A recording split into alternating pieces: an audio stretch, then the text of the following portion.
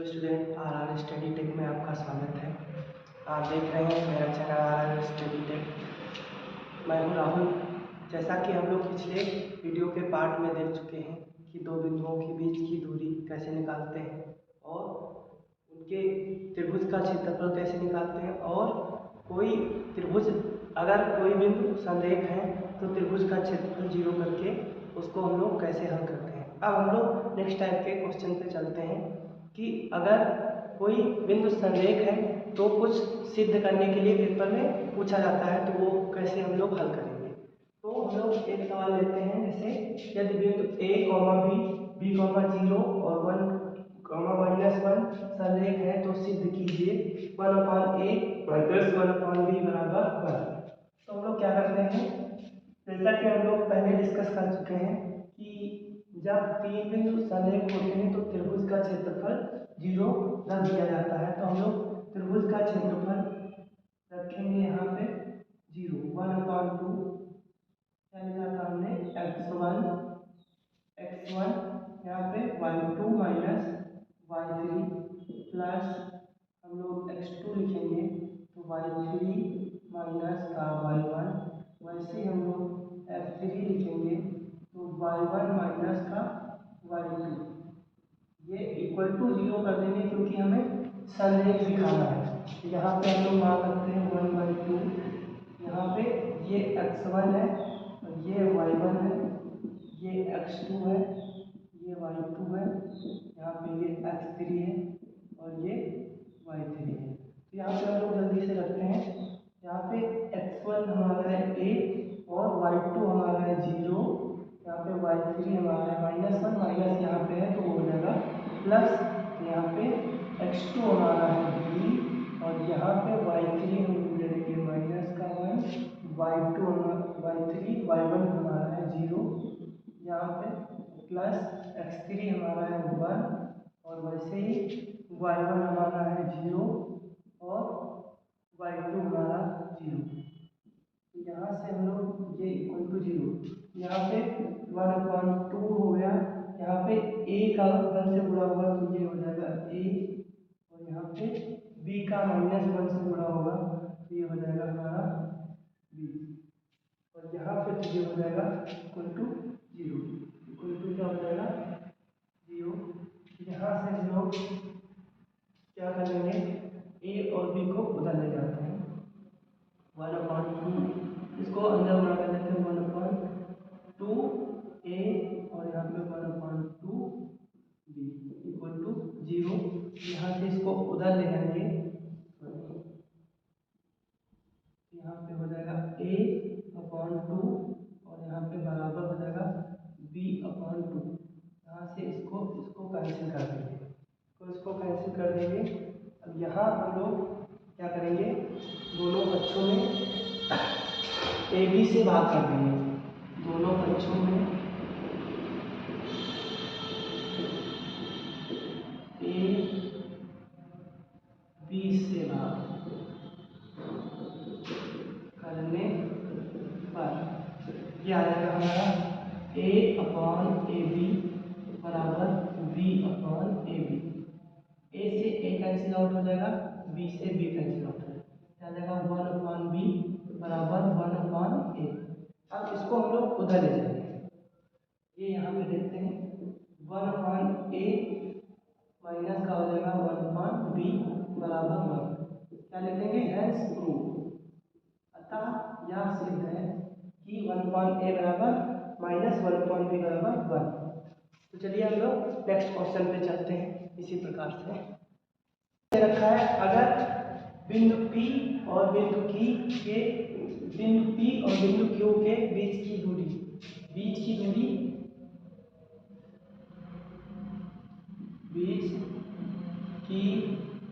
दूरी 10 इकाई है तो y का मान ज्ञात कीजिए। तो हम लोग डिस्टेंस फार्मूला लगाते हैं, यहाँ पे d बराबर √x2 - x1 का whole square plus y2 minus का y1 का होल स्क्वायर। यहाँ पे डिस्टेंस कितनी ले रखी है, 10। यहाँ पे x1 x2 इनको मानेंगे, यहाँ पे है x2 है 10, यहाँ पे 10 लिख दिया, x1 है 2, वो 2 लिख लिया, इसका स्क्वायर। वैसे ही हमारा क्या हो जाएगा y2 है y, और y1 है हमारा 3, तो यहाँ पे हो जाएगा 10। तो हम लोग क्या करेंगे, दोनों तरफ वर्क कर देंगे, दोनों पक्षों में वर्क कर देंगे। ये हो जाएगा हमारा 10 का स्क्वायर 100 हो जाएगा, यहाँ पे हो जाएगा 10 में से 2 हो जाएगा, 8 बचेगा, 8 का और क्या हो जाएगा 64, यहाँ पे हो जाएगा y प्लस 3 का स्क्वायर, 64 इधर आएगा, 100 माइनस का 64 इक्वल टू वाई प्लस 3 का स्क्वायर, यहाँ पे बचा 36, y प्लस 3 का स्क्वायर, यहाँ पे इसका स्क्वायर हटाएंगे, इधर अंडर रूट चल जाएगा, यहाँ पे अंडर रूट 36, y प्लस 3 बराबर आ जाएगा 6, y बराबर क्या आ जाएगा 6 माइनस 3, y बराबर आ गया हमारा 3, y बराबर हमारा आ गया 3। ये हो गया हमारा आंसर। इस प्रकार से हम लोग y का मान ऑप्शन पे चलते हैं। जैसा कि यहाँ पे हम लोग ले लेते हैं,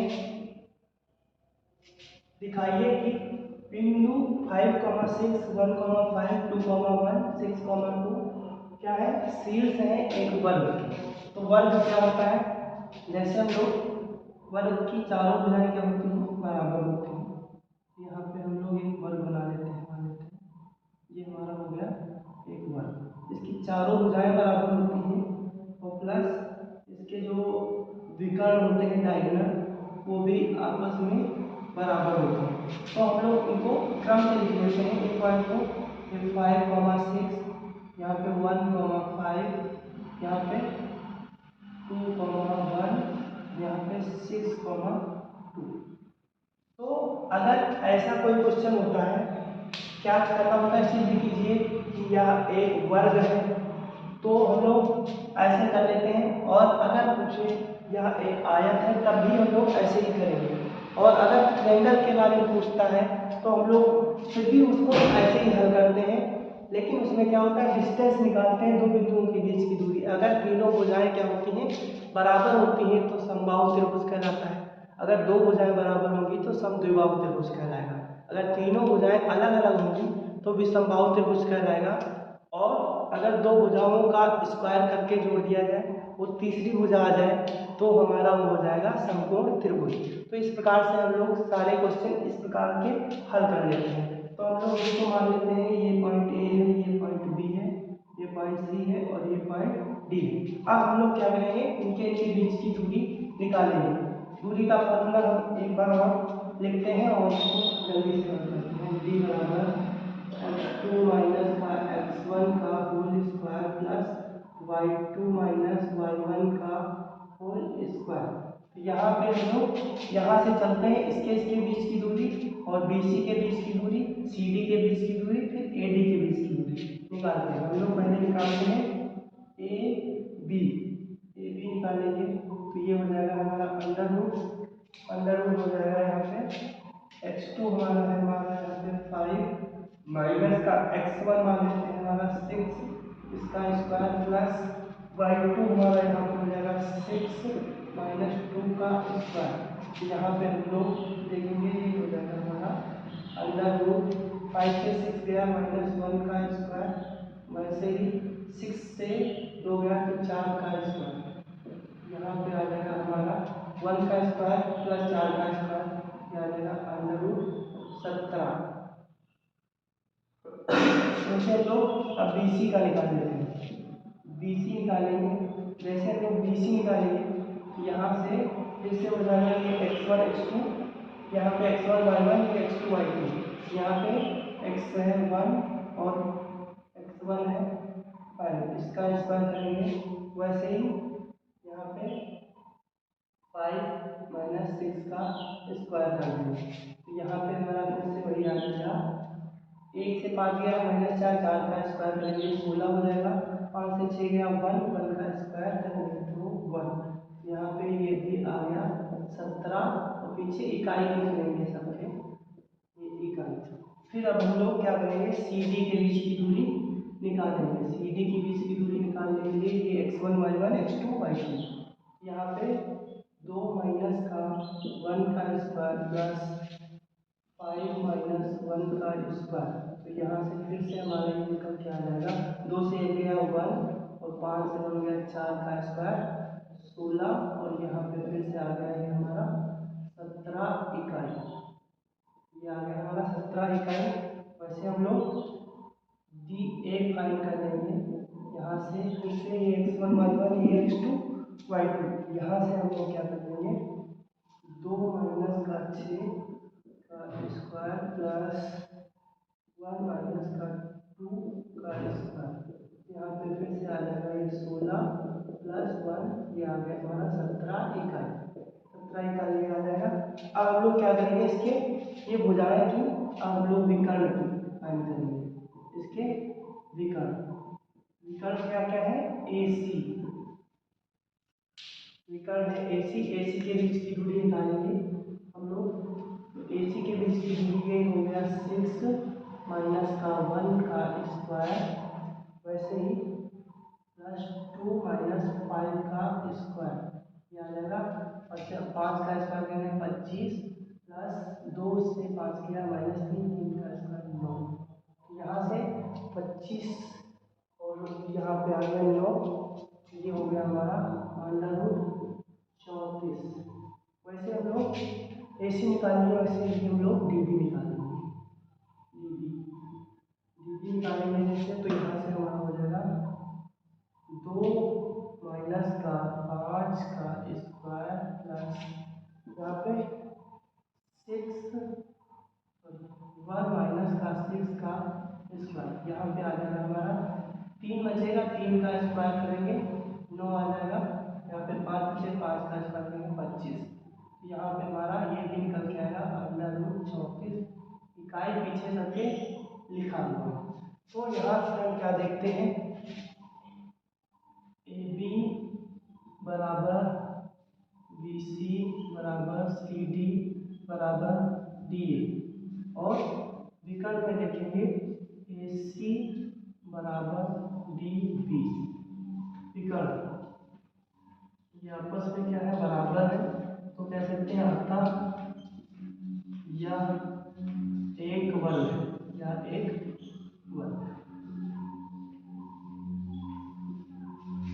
तो हम लोगों ने देखा कि किस प्रकार से हम लोग सिद्ध किए कि ये एक वर्ग के शीर्ष है। इसी प्रकार से और अन्य क्वेश्चन आते हैं अगर पेपर में, क्या ये एक रेक्टेंगल या आयत के शीर्ष है, तो हम लोग इसी प्रकार से उनके बीच की दूरियां निकालेंगे और उनके डायगोनल को निकालेंगे।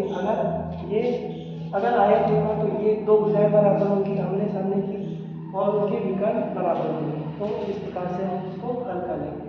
अगर त्रिभुज का क्वेश्चन आता है तो मैंने जैसा कि पहले बताया, अगर तीनों भुजाएं बराबर होंगी तो समबाहु त्रिभुज, और अगर 2 भुजाएं बराबर होगा तो विषमबाहु त्रिभुज, समद्विबाहु त्रिभुज होगा। Thank you for watching my video.